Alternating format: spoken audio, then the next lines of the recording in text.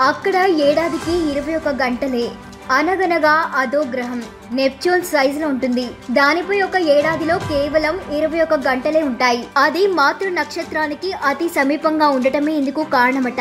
దాంతో నక్షత్రం చుట్టూ ఆ గ్రహం పరిభ్రమణం కేవలం 21 గంటల్లో పూర్తవుతుందని సైంటిస్టులు కనిపెట్టారు. TOI 3261 గా పిలిచే ఈ గ్రహం దాని తాలూకు నక్షత్ర మండలం వయస్సు 650 కోట్ల ఏళ్లని అంచనా. తొలుత బ్రహ్మస్పతి పరిమాణంలో ఉన్న ఈ గ్రహం నిరంతరం ద్రవరాశిని కోల్పోతూ చిన్నదవుతుందని సైంటిస్టులు చెబుతూ ఉన్నారు. దాని మాతృ నక్షత్రపు ఆకర్షణ శక్తి ఇందుకు ప్రధాన కారణమని అంచనా కూడా వేస్తున్నారు. ప్రస్తుతం పరిమాణంలో నెప్ట్యూన్ కు సమానంగా ఉన్న ద్రవరాశి మాత్రం దానితో పోల్స్తే రెట్టింపు ఉందట.